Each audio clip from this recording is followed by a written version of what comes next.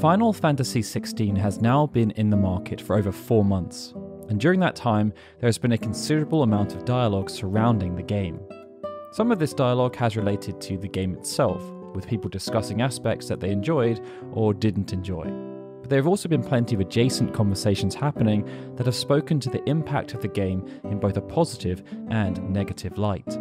These opinions have been shared across numerous platforms and various communities all around the world. But due to how vast everything is nowadays, it's hard to gain a concise and accurate view of the overriding sentiment surrounding the game. That then brings us on to this initiative. Based upon these discussions, we wanted to provide a more constructive and granular view, and this has been actioned through an extensive consumer survey. The aim is to provide a comprehensive viewpoint of the top-level sentiment people have for Final Fantasy XVI, but by drilling down into the numerous facets, the hope is that the results from this survey will then offer clear context as to how and why this sentiment exists. This may then offer some form of validation, but the overriding objective is to make sure this information gets filtered through to the right people, namely those at Square Enix. We know that they are open to feedback, and if there was ever a time when this feedback was needed, it's now. Over the past 3 weeks, 14,764 people filled out the survey, and we'd like to offer a huge thank you to the various subreddits who helped to get the word out, as well as fellow YouTubers like the Night Sky Prince and DansGeo8. With so much data, it means the insights we'll discuss throughout this video will have plenty of substance. And although it does only represent a fraction of those who purchased the game, it's significantly more than, say, the Pew Research Center would use when polling the American public to understand how they feel about any given topic. This graph from our survey, for example, shows how the overall score changed in relation to the number of responses received. There was some initial fluctuation, but the difference between the upper bound and the lower bound is only 4%. And after 1,000 responses, the average score stayed the same with only minimal change. This means the insights will be finely tuned, and they will be broken down as follows. First, we will look at the core demographics and explore high-level enjoyment of the game. After that, everything will take a much more granular turn. Focus will be placed on individual aspects, from the various presentation elements through to character sentiment and gameplay. It will then focus on how people felt about the post-game content and what people want to see from Final Fantasy XVI moving forwards, but also the wider franchise as a whole. Now, it should be said that due to the topic of this video, there may be slight spoilers throughout, but we will try to be as sensitive as possible for those who are viewing this video because maybe they're on the fence and are only watching to see whether it's actually worth purchasing the game. Before we begin, we'd also like to announce that as a thank you to everyone who has supported this initiative, we're giving away a Final Fantasy XVI Collector's Edition, which was graciously donated to us by a community member called Gregory. If you'd like to enter the competition, click the link in the description below. Alright, let's dive into the results. In terms of the core demographics, the majority of respondents were from North America and Europe and were aged between 25 and 44. 98.6% had played a Final Fantasy game before, with only 1.4% having Final Fantasy XVI as their first exposure to the franchise. Now, on face value, this number shouldn't come as a shock. After all, the survey was promoted in Final Fantasy-centric circles. But given the wider objective of the game, which was to appeal to younger players and have mass market appeal, the ratio is quite alarming. When we asked the same question on our Final Fantasy XV and Final Fantasy VII Remake surveys, the percentage was still low, but it was nowhere near as low as 1.4%. Breaking this down further, we can see that younger gamers were more willing to try out the game and then become part of communities. But this still only increased to 3.8% when isolating the segments to those who are under 25. Only 0.5% of people in the 35 to 44-year-old category were newcomers to the franchise. The breakdown of purchasing behaviour was also quite interesting. 57% of those who took the survey bought a physical copy. But when going more granular with this particular segment, we can see that whereas purchasing behaviour was similar for the standard edition, as there was almost an even split between digital and physical sales, there was a clear preference for going physical with the deluxe editions. When breaking down by region, there were also some interesting trends. North Americans favoured digital for the standard edition, whereas Europeans did not. North Americans were also more likely to purchase the special editions. As a consequence, even though the standard edition of Final Fantasy XVI retailed for $70, the average amount people spent on the game in that region was actually $98.82. This was more than any other region, at least in relation to how much games cost relative to that particular market. Normalizing prices to those seen in the United States, Europeans spent on average $96.93, those in Asia spent $90.29, and those in other parts of the world spent $85.39, almost $15 less than North Americans. Now at the moment, Final Fantasy XVI holds an OpenCritic score of 88 and a Metacritic score of 87, the exact same as the Final Fantasy VII Remake. Respondents of the survey, however, did not agree. Averaging out all the votes, Final Fantasy XVI was rated at 4.11 out of 5, or the equivalent of 82.3%. There was some interesting disparity here amongst the regions, with North Americans rating the game at an 83.2%, whereas Europeans were much harsher, rating Final Fantasy XVI at an 80.8%. Younger players were also more fond of the game. Under 25 scored Final Fantasy XVI at 84.4%, whereas those in the 35 to 44 age bracket were much more critical, scoring it at 80.7%.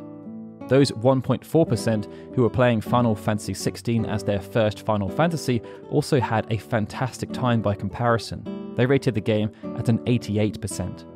But if we're going super granular, the sub-segment that rated Final Fantasy XVI the highest was under 25s who purchased the Collector's Edition. They scored the game, on average, at 88.4%. Comparing this back to the two previous surveys that we've conducted, the overall score of 82.3% positions Final Fantasy XVI in a favourable light compared to Final Fantasy XV, which on average scored just 70.2%. But it's not as positive as the Final Fantasy VII Remake, which was scored at an 89%. As to why people felt 82.3% was fair and accurate as a score for the game, well, we asked them to grade 18 different aspects, and 5 of these aspects were graded as being world-class, but one in particular stood out above the rest: voice performances. Ever since the game launched, Ben Starr has received significant praise for his portrayal of Clive Rossfield. But even though Ben does receive a lot of focus due to being the solo protagonist, the role of the supporting cast should not be diminished. Wherever you look, there were standout performances. Ralph Ineson was fantastic as Sid, but so was Nina Indis as Benedicta, Stuart Clark as Dion, Jonathan Case as Joshua, David Menken as Barnabas, and Christopher York as Gab. This also extends through to the likes of Charlotte McBurney, who played young Jill, and Anna Dimitriou, who played Doris. Credit should also be given to Michael Christopher Koji-Fox, Phil Bright, and John Taylor, who worked with Morgan Rushton and Ollie Newton-Chance from Schlock on a compelling and sincere English script, and Hannah Price from Side, who worked with Morgan and Ollie to extract everything they could from the English voice talent.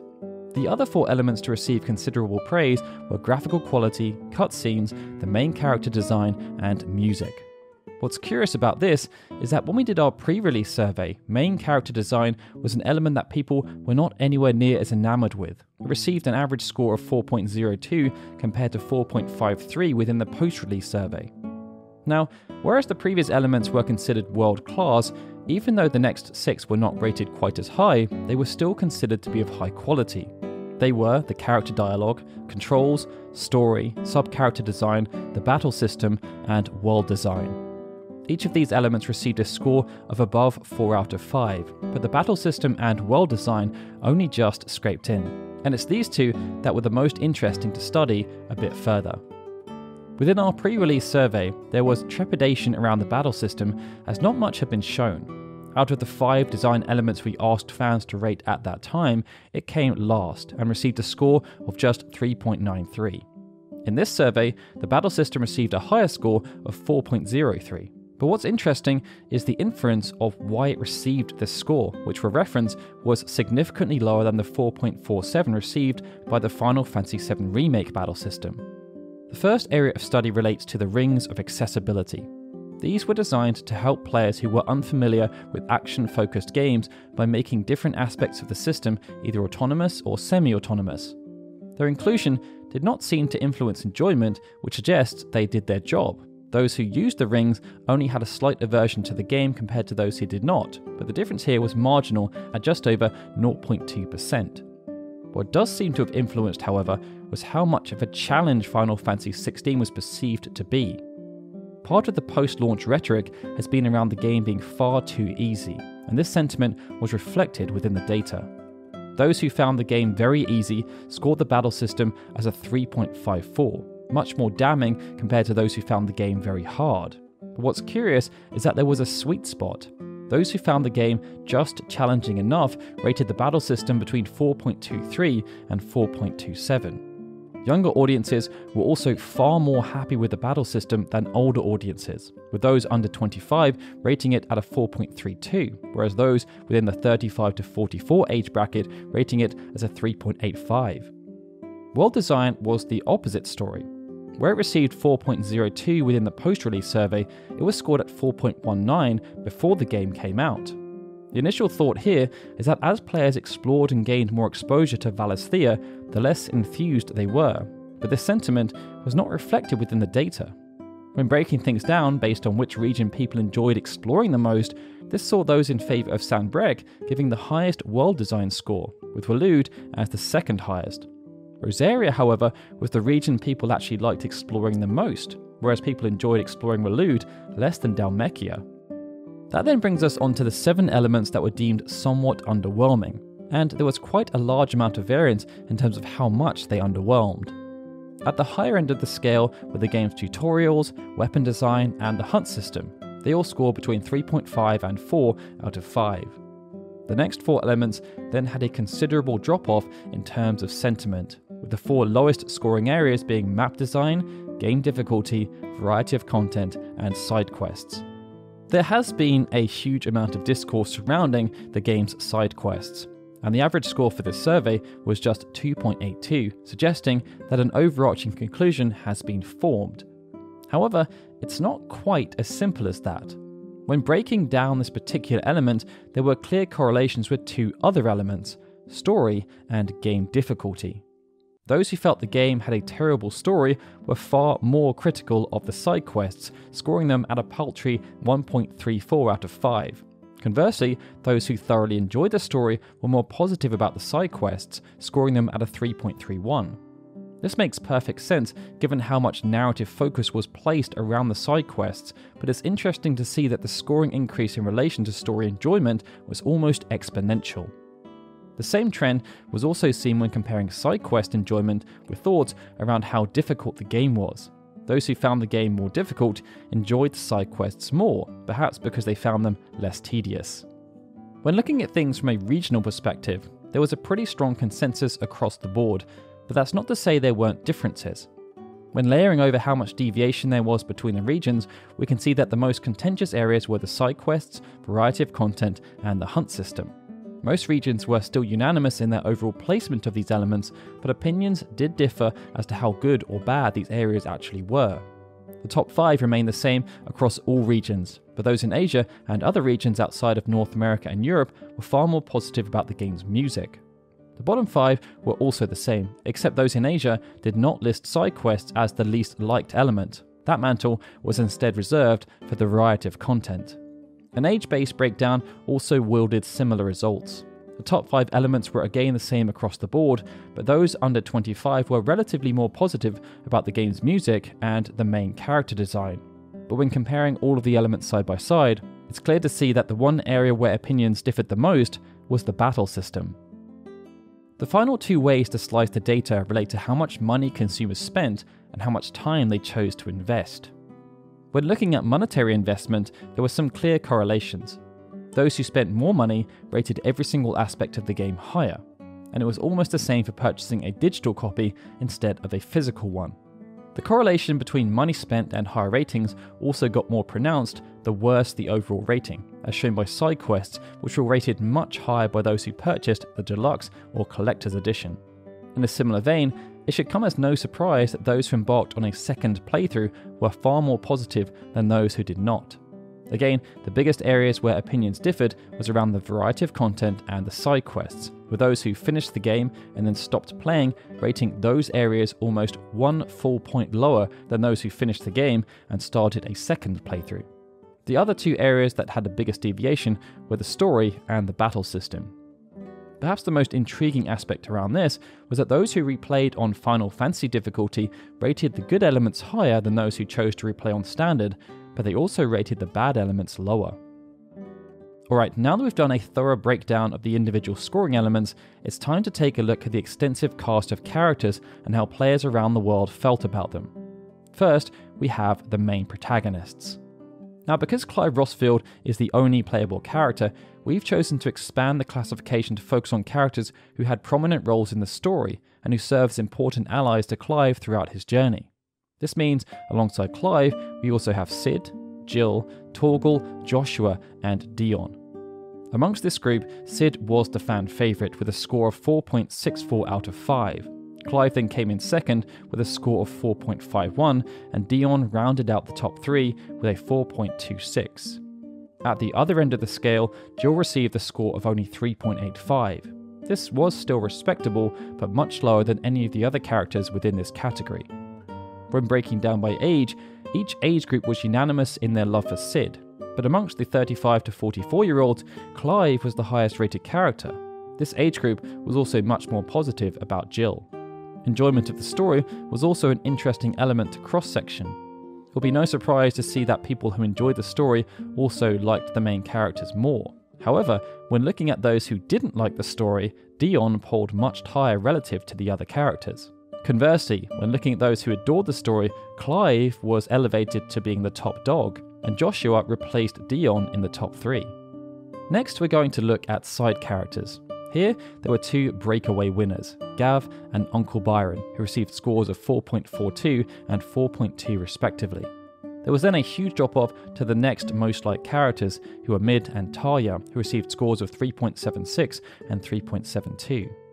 Many of the other core hideaway characters like Harpocrates and Otto received similar scores, and they were joined by Elwyn Rossfield and Sir Wade, who were prominent characters in the game's prologue. But as thoughts drifted towards side characters who were introduced later in the game or were part of the wider world of Valisthea, ratings had a steep drop-off. This saw Kihel, aka the Medicine Girl, who's become something of an ironic icon, receive a score of 3.06, and Doris, whose story was actually rather heartfelt, received a score of just 3.04. Now, many of these characters had their stories developed via the game's side quests, and given we've already shown that this particular element was quite controversial, the next viewpoint will be from those who viewed side quests in a more positive light. They rated characters such as Lubor, Doris, Eloise, and Quentin much higher, and this makes sense as the majority of their narrative payoff came from side quests that took place towards the end of the game. There were also a few differences when breaking things down by age and geographic region. NPCs in general resonated most with those in the 25 to 34 age group, and they rated their top 5 as Gav, Byron, Mid, Elwyn, and Tarja. But there were some significant changes when looking at the 35 to 44-year-old group, as Harpocrates was much more beloved. From a geographical perspective, NPCs resonated most with those in Asia, and when comparing to all the regions, there were some big differences in terms of which regions liked which characters, outside of there being unanimous praise for Gav and Byron, of course. There was a more general consensus when looking at the bottom 5 though, with the majority of these regions choosing the same 5 characters, just in a different order. The only exception was seen in Asia, as they placed Theodore above the likes of Lubor and Quentin. Shifting gears to look at the game's antagonists, there was a clear fan favourite, Benedicta Harmon. The dominant of Garuda received a score of 4.18, placing her firmly ahead of Hugo Kupka, the dominant of Titan, and Annabella Rossfield, the wicked mother of Clive, Joshua, and Olivier. Ultima, who served as the game's overarching antagonist, received a score of 3.61, whereas Imrain, the corrupt and evil leader of the Iron Kingdom, received a score of just 2.95. When slicing the data, there are some curious insights though. For example, respondents who didn't like Cid at all rated Hugo Kupka, Imrain, and Barnabas as the best antagonists. And those who were playing Final Fantasy XVI as their first Final Fantasy also resonated much more with Barnabas, Ultima, and Sylvester, rating them on average almost 0.4 points higher. Similar trends could be seen when breaking down by age group, with Imrain over-indexing amongst 35 to 44-year-olds in a pretty significant manner, and Ultima and Barnabas doing the same with those under 25. Set-piece boss fights also turned up some interesting results. The Icon fights against Bahamut and a combination of Titan and Titan Lost were seen as the clear high points of the game, but Bahamut was the standout performer, receiving a score of 4.68 or the equivalent of 93.6%. Even though the majority of other set-piece boss encounters did not receive the same scores, they did still receive high praise. In fact, the only encounters that were seen as relative duds were those against Sleipnir and Liquid Flame. As discussed earlier, how easy people found the combat had a massive influence on their enjoyment of the game, and this could clearly be seen when looking at the boss encounters. On average, those who found the game very easy scored the boss encounters at a 3.89, whereas those who found it moderate or hard scored them as a 4.32 and 4.37 respectively. The other interesting trend is that there was a clear preference towards Icon fights, with the only outlier here being the fight against Typhon. There's no data-based evidence as to why this is the case, but the inference here could be that, in addition to their incredible sense of scale and uniqueness, these fights deviated away from the typical gameplay loop that was seen with battles that focused on Clive. That then brings us onto Clive and the standard combat, specifically how players rated the different Iconic powers. Ahead of launch, there was a clear preference for the Iconic powers associated with Bahamut and Odin. But now that the game has been in the hands of consumers for some time, it appears as though most people prefer the original set, as in the Iconic powers associated with Phoenix. Second and third were Odin and Shiva, despite being the final sets of power acquired by Clive, with Ramuh sitting in last position by a significant margin. The curious aspect here, however, is where the standard score deviated away from scores associated with those who gave the battle system 5 out of 5 and those who replayed the game on Final Fantasy difficulty. As expected, each of those groups gave higher scores across the board for each individual Iconic set, but the set that had the closest ratings across all groups was still Phoenix. Odin and Shiva, despite being second and third in their overall ratings, also over-indexed amongst these two groups, perhaps due to their end-game application.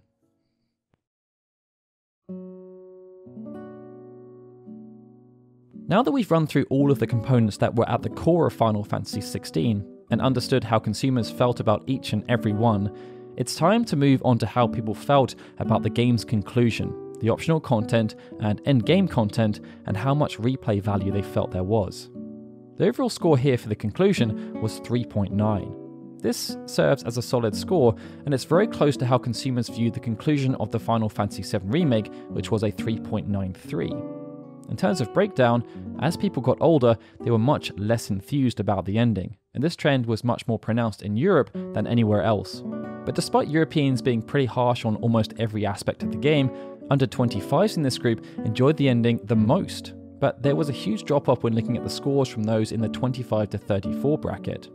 Asia was also the most critical region, as they scored the ending as a 3.76 on average, with those in the 35 to 44 group scoring it at a 3.66. Over 72% of people also said they had sought out content online after reaching the game's conclusion, as they no doubt wanted to try and validate their opinions after reaching the game's conclusion. This was much lower than the Final Fantasy VII Remake, where 84% of people wanted to research more, but that's kind of understandable based on how that game concluded. In terms of the optional content, there was quite a lot of indifference, something we foreshadowed earlier by showing the low rating associated with the variety of content. Hunts were the most enjoyable aspect here, with Farog receiving the highest rating. Its score of 4.24 placed it higher than the set-piece boss fight against the likes of Benedicta and Barnabas, and the majority of hunts received higher scores than the encounters against Liquid Flame and Sleipnir. According to the data, there was also a high turnout for this activity. Only 10% of people said they hadn't fought against Atlas, and 12.6% of people said they hadn't fought against the Behemoth King, and this S-rank mark only appeared right at the end of the game. This all seemed quite positive for adoption, but that adoption did not carry through to the game's two other major pieces of optional content, Arcade Mode and the Chronolith Trials. For Arcade Mode, 8% said they were unaware this mode even existed, and a further 50% said they had never tried it. Of those that did, the majority chose to play on standard difficulty, with 7% saying they had played on Final Fantasy and only 5% saying they dared to check out Ultimaniac. With the Chronolith trials, adoption was a little higher, but awareness was not. Whereas 8% said they were unaware of arcade mode, 13% said they were unaware of the Chronolith trials. However, those who were aware were more tempted to try, with only 10% saying they couldn't beat any of them or just never tried, compared to 50% with arcade mode. 22% said they had finished all initial Chronolith trials, and a further 20% said they had finished them all, including the final Chronolith trials. However, as if to cement the overriding sentiment, 2/3 of respondents said they did not feel as though the post-game content was good enough. That then brings us onto what people feel should be improved about Final Fantasy XVI. The first question we asked in this regard was quite tough, as respondents could only pick one thing to improve. When given this harsh choice, 31% said that side quests were the one thing they would improve more than anything else. Next on the list, with 17% of votes, was the quality and quantity of endgame content, which we've just discussed with arcade mode and Chronolith trials was hit and miss in terms of enjoyment. Coming in third, with 12% of votes, was the scenario pacing. This is an interesting one, and it perhaps relates to the huge highs surrounding certain boss fights and the huge lows that followed them. It's an element that has become somewhat ironic, as in the build-up to Final Fantasy XVI's release, Naoki Yoshida said the game would feel like a roller coaster, to suggest it would be a non-stop thrill ride. But we all know that the reality of roller coasters is that there's always big peaks and troughs as you need to build up anticipation. To round out the top 5 elements, 10% voted for improving the battle system, while only 9% wanted the crafting system improved. We then asked people what they felt was missing about the game. There were quite a few options available here, and the top 2 options people voted for were meaningful loot, coming in at 34% of the votes, and playable party members, coming in at 29% of the votes. At the other end, fishing only received 2% of votes. 2 other options were also available though, and when adding those options back in, 7% of people felt the game wasn't missing anything at all and was fine as it was, but 31% said they felt like the game was missing all of the elements we suggested. Now, in spite of all of this, and how everyone felt about the game based on the survey and the wider discourse online, what's interesting is that Final Fantasy XVI has left a positive impression on the majority of players. We asked people 2 clear questions to quantify this. 1, whether they thought Final Fantasy XVI represented value for money, and 2, whether their impression of the Final Fantasy franchise has been affected in a positive or negative way after playing the game. In response to the first question, 90.5% of people said yes, the game was value for money. In response to the second question, 32.7% of people said they are now even more excited about the future of the franchise after playing 16, while a further 54.7% said that their enjoyment of the franchise is just as strong now as it was before playing the game. 12.5% said that playing Final Fantasy XVI had negatively affected their opinion of Final Fantasy in general. And 0.2% of people said that they didn't like Final Fantasy coming into playing Final Fantasy XVI, and that they still don't like it after playing the game. That then brings us on to the future of both Final Fantasy XVI, but also the future of the franchise as a whole, as people have a lot of opinions about what they do, or indeed don't want to see in both regards. It's already been announced that Final Fantasy XVI will be receiving 2 pieces of paid downloadable content, although it's yet to be revealed what they will contain. When we asked people about what they would want to see in a multiple choice answer, over 90% of people said they would be willing to pay for extra story content. This was by far the most popular option, with gameplay enhancements in the form of new weapons and iconic abilities coming second and new hunts coming third. Indeed, 2/3 of people said they'll be willing to pay for new hunts that would challenge them. On the less interested side were cosmetic updates, akin to what was added for free within a recent patch, and then digital bonuses in the form of concept art, behind-the-scenes content, and digital soundtracks. Beyond downloadable content though, there was also a strong interest in seeing Final Fantasy XVI extend through standalone experiences. Over 2/3 of people said they would like to see some kind of expansion, with 31% saying they would like to see a spin-off game produced, and 39% saying they would love to see Final Fantasy XVI too. In terms of wider expansion outside of Final Fantasy XVI, we asked a few poignant questions. For many years, there's been a lot of discourse around Final Fantasy moving away from turn-based combat to focus on more action-orientated experiences. Based on that, we decided to just ask people how they felt. The question was quite simple. What combat system would you like to see adopted for Final Fantasy XVII?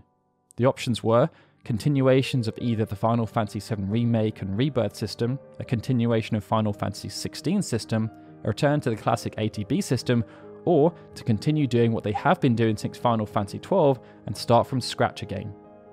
45% of respondents said they felt the Final Fantasy VII Remake and Rebirth combat system should become the default system moving forward, whereas 26% felt as though the Final Fantasy XVI combat system was the better option to be iterated upon.